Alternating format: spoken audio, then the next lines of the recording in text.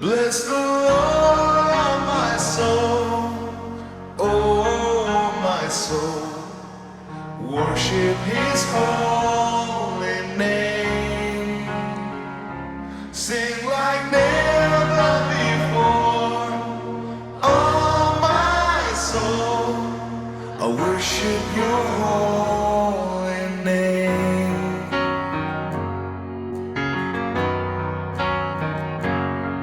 The sun comes up, it's a new day dawning.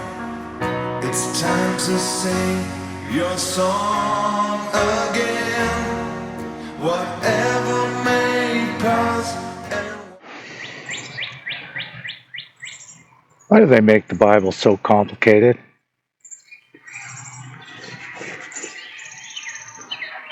You know, if we were able to, for those who can read Hebrew and Greek, Aramaic, and those languages, ancient languages, um,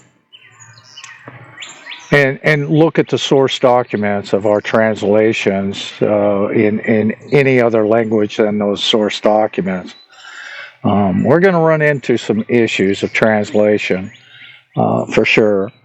And let me give you an analogy or parable, okay? An analogy would be if I was to speak to someone from a different country, they've grown up in a different culture than I have, and I tell this person, hey, look, I have a cabin on the lake. Now, you and I here in the United States, we would know that I have a cabin that sits on a foundation on the ground next to the lake, right? I mean, you would take that, that verbiage, I've got a cabin on the lake, to mean that. So we would understand that.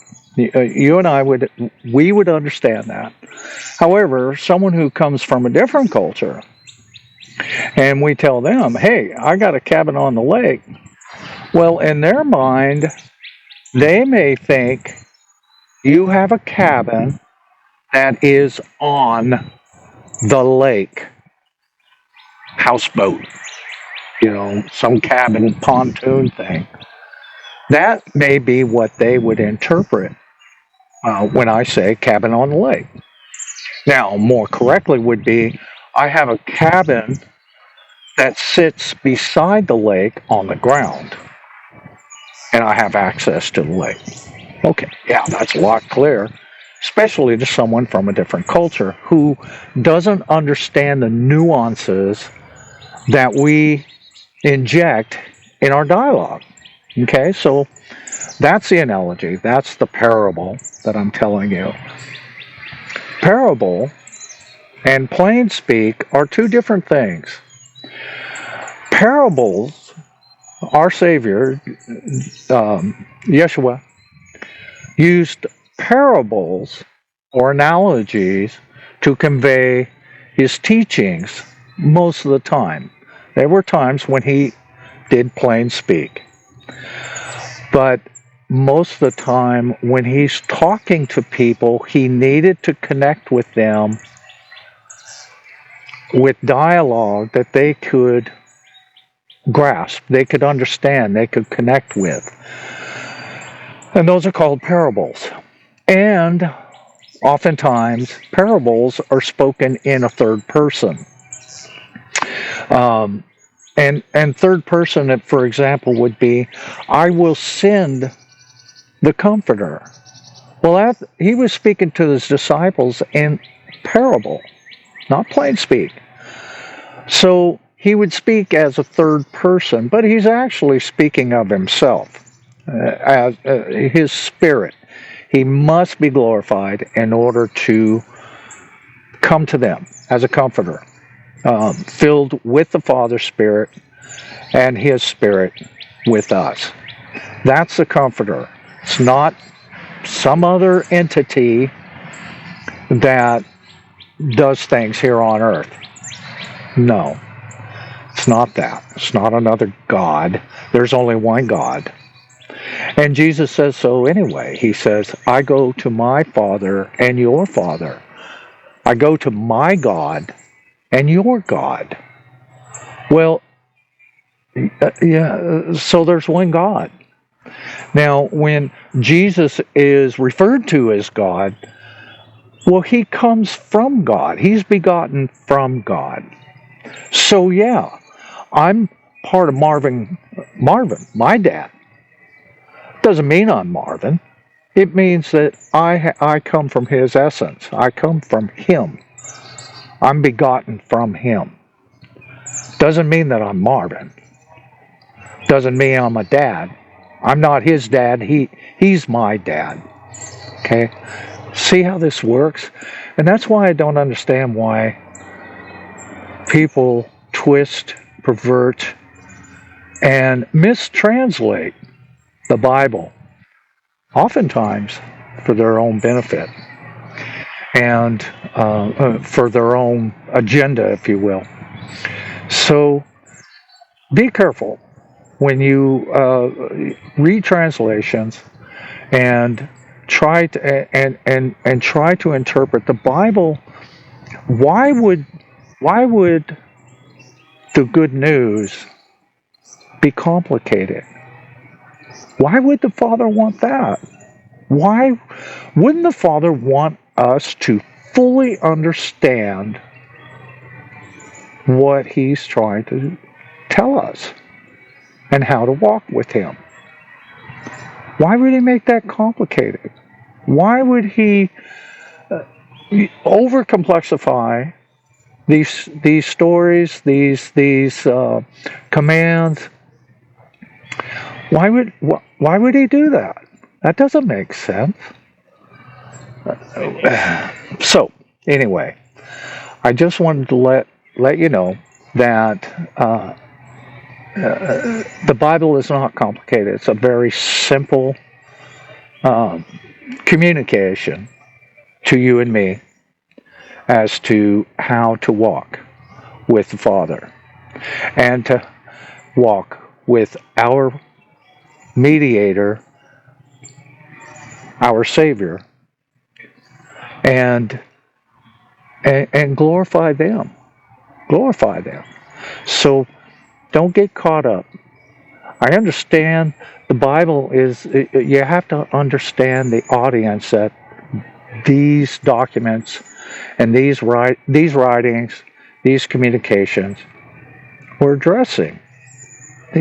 For the most part, they were just simple folks. And that's why associative stories were used, parables, and so that they could connect and say, oh, I get it. But you have to understand the audience of that time.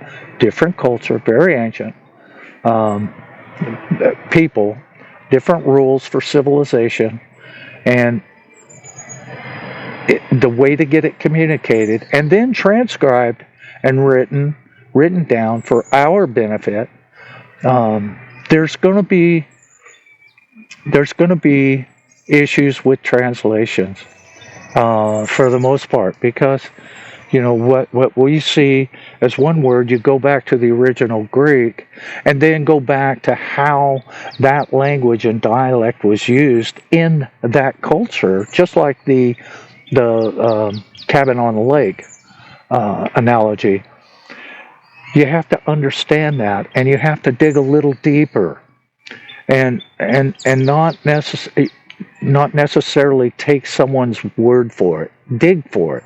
Dig a little bit. You'll find so many truths and nuggets, but it doesn't have to be complicated. It doesn't have to be over-complexified, cherry-picked, anything like that to further someone's agenda. Just be careful of that. Walk your path, and for the love of our precious Father, use discernment. Something doesn't sound right, or something's being communicated to you from the scriptures that you're like, well, why? Ask why.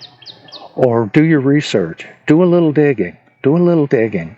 Definitely go through concordance. Look at the original languages, and understand when these words were written. What was the culture back then? You know, we have to look at who that audience was when these words were written down. Don't over complexify it. Don't do that, and don't oversimplify it either, because you'll miss something. There are so many beautiful nuggets of truth in there, and you can peel back a layer, and you go, wow, check that out. That is so revealing, and do more of that, and just be on your toes. Be on your toes. There is so much apostasy out there that is going to lead you astray, and so many wolves in sheep's clothing out there. So just be on your toes. Be on your toes. If it doesn't feel right in your heart, and you're thinking, something doesn't quite fly with that, then definitely go do some studying, and definitely ask the Savior for some guidance and help. He will help you.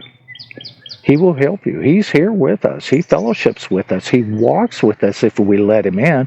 He's standing at the door knocking. All you have to do is open the door. That's all you have to do. He walks with us. He dwells with us. The Father dwells with us.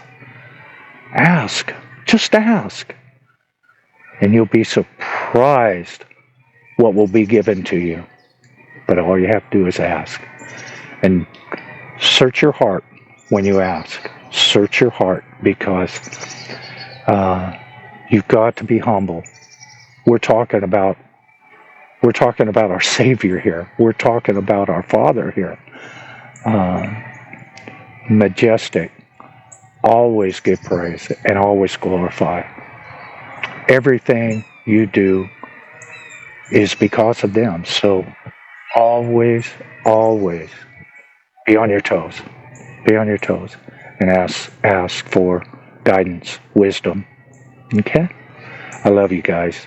I'm here in our park, and I'm just enjoying a beautiful, beautiful day. So God be with you, and we'll talk again soon. Whatever lies before me, let me be singing when the evening comes. Bless the